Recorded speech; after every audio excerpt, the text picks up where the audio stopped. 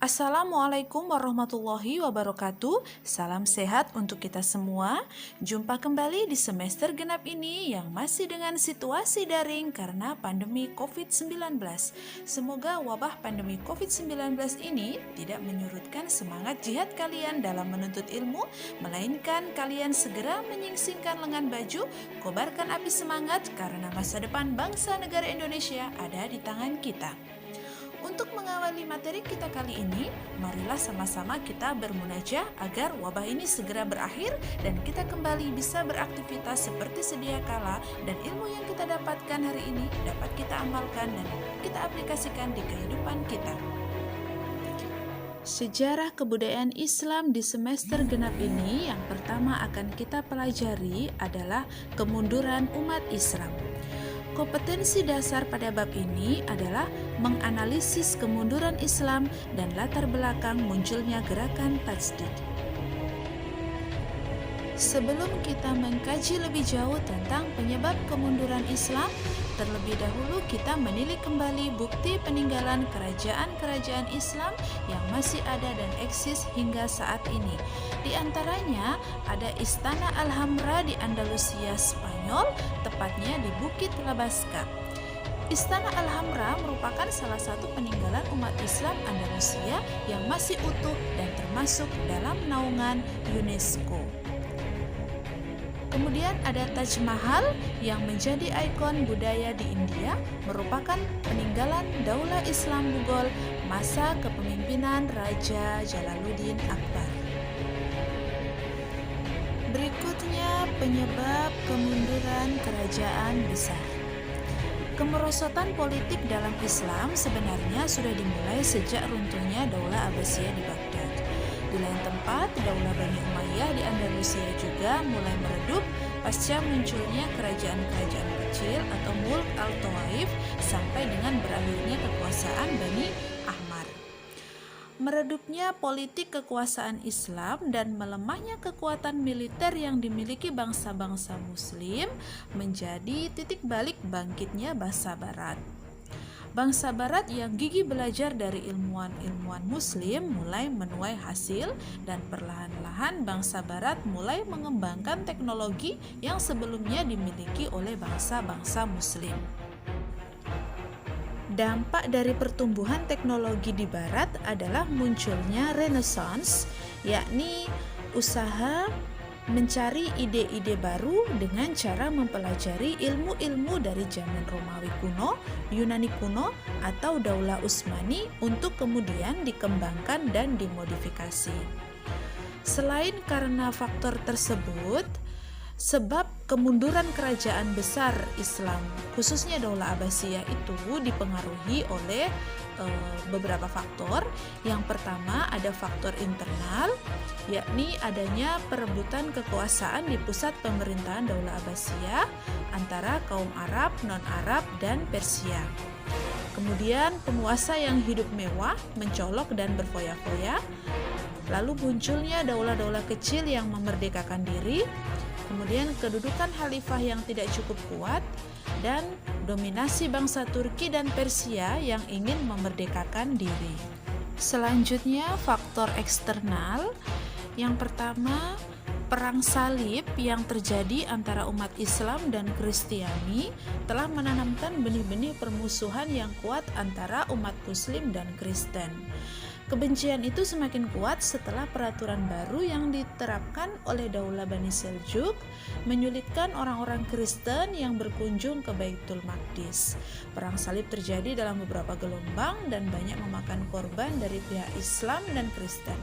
Dampak dari perang salib tersebut, beberapa wilayah kekuasaan Islam berhasil dikuasai oleh tentara Kristen. Kemudian yang kedua, serangan bergelombang bangsa Mongol yang dipimpin oleh Hulagu Khan telah meluluhlantakkan Baghdad dan seluruh penjuru wilayah kekuasaan Daulah Abbasiyah. Di belahan bumi yang lain juga mengalami peristiwa yang hampir sama, yakni Daulah Bani Ahmar di Andalusia berakhir dengan tragis. Khalifah terakhir diusir dari Andalusia, bahkan seluruh umat Islam di Andalusia dipaksa meninggalkan Andalusia atau tetap di Andalusia namun berpindah keyakinan. Daulah Mughal di India juga mengalami hal serupa. Rapuhnya kondisi dalam negeri Daulah Mughal membuka kesempatan Imperium Inggris berhasil masuk dan meruntuhkan kejayaan Mughal dan kemudian menguasainya. Dari beberapa pelajaran di atas, Syekh Amir Syakib Arselan mengungkap beberapa alasan mengapa umat Islam mundur dan sulit untuk maju. Yang pertama, karena umat Islam sudah tidak benar-benar mengamalkan ajaran Islam sesuai dengan syariatnya, khususnya Al-Quran dan Al-Hadis. Sebagaimana sabda Rasulullah SAW, "Aku tinggalkan bagimu dua perkara. Jika kamu berpegang teguh kepada keduanya, kamu tidak akan tersesat selama-lamanya, yaitu kitab Allah dan sunnah Rasul atau hadis."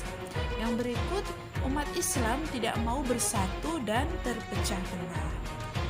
Tidak sesuai lagi dengan firman Allah dalam Quran surah Al-Imran ayat 103 yang artinya, "Dan berpeganglah kamu semua kepada tali agama Allah dan janganlah kamu bercerai-berai dan ingatlah akan nikmat Allah kepadamu ketika kamu dahulu masa jahiliyah bermusuh-musuhan." Kemudian mayoritas umat Islam terlalu cinta dunia dan takut mati.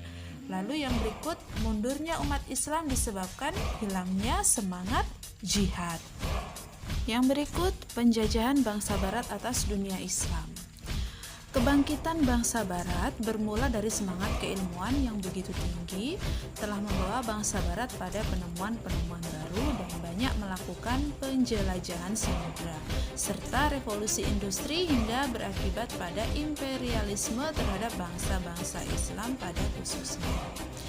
Perjalanan bangsa barat ke Timur Tengah dimulai ketika Daulah Utsmani mengalami kemunduran, sementara bangsa-bangsa barat mulai mengalami kemajuan di segala bidang. Misi politik untuk menguasai negara-negara Islam digalakkan dengan divide et impera atau politik pecah belah, yaitu penjajah dengan segala cara menciptakan pemisah antara kaum bangsawan dan rakyat kecil. Demikian halnya antara satu penguasa dan penguasa negara Islam yang lain. Setelah bangsa barat menguasai ekonomi dan politik negara-negara Islam, terdapat pula negara barat yang menjajah dunia Islam dengan melakukan penyebaran agama Kristen melalui misionaris atau Zindi. Bangsa barat yang memiliki ketiga motivasi ini adalah Spanyol dan Portugis, yang tercermin pada semboyan mereka, yaitu yang pertama gold atau semangat untuk mencari keuntungan, kemudian yang kedua glory, semangat untuk mencapai kejayaan dalam bidang kekuasaan, dan Gustav atau semangat untuk menyebarkan agama Kristen di negara Islam yang dijajah. Munculnya gerakan pembaruan dalam Islam. Munculnya gerakan pembaruan dalam Islam ini disebabkan karena adanya tekanan imperialisme Barat terhadap umat Islam.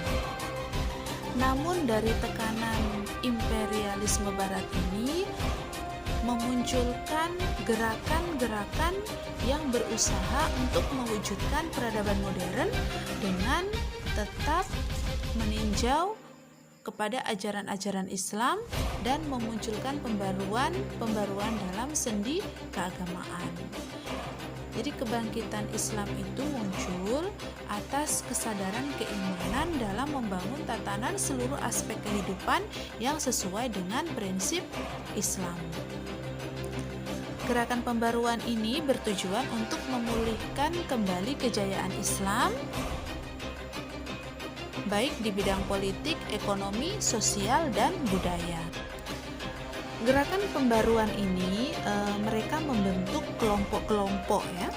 Di antaranya ada kelompok pembaharu yang meniru pola dan sistem pendidikan yang diterapkan oleh bangsa Barat dalam mengembangkan sains dan teknologi.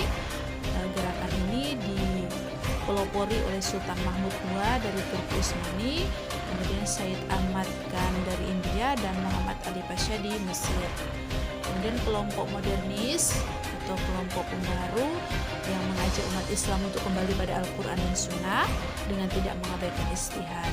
Ini dipelopori oleh Jamaluddin Al-Afghani, Muhammad Abduh, dan Muhammad Rashid Ridho. Kemudian kelompok yang berikut berorientasi pada nasionalisme yang berdasar pada kenyataan bahwa umat Islam terdiri dari berbagai bangsa dengan kebudayaan yang beraneka ragam. Gagasan nasionalisme membantu mempermudah umat Islam untuk memperjuangkan kemerdekaannya. Salah satunya negara kita Indonesia, ya, negara mayoritas Muslim, adalah negara yang pertama kali memerdekakan diri pada tanggal 17 Agustus 1945. Oke, sesi terakhir, manfaat dari kita mempelajari tentang kemunduran umat Islam. Yang pertama, perlu kita ingat bahwa untuk kembali bangkit dan meraih kemajuan yang tinggi diperlukan jihad jiwa dan harta dalam membangun sebuah peradaban. Peradaban barat dan peradaban maju menerapkan jihad untuk meraih ilmu pengetahuan. Bangsa-bangsa yang ingin maju harus mengeluarkan dana dan sumber daya yang besar. Yang kedua, umat Islam hendaknya bangkit dan menyusul bangsa-bangsa yang maju. Namun demikian, untuk maju harus dengan tetap berpegang teguh kepada syariat agama. Yang berikut, mempelajari sejarah perkembangan Islam pada abad modern dapat disikapi dengan sejarah tersebut dapat memberikan ide dan kreativitas tinggi untuk mengadakan perubahan-perubahan agar lebih maju dengan cara yang efektif dan efisien. Baik, cukup sekian materi kita kali ini. Insya Allah kita dapat berjumpa kembali di materi berikutnya. Salam sehat semangat. Wabillahi taufik wal hidayah. Wassalamualaikum warahmatullahi wabarakatuh.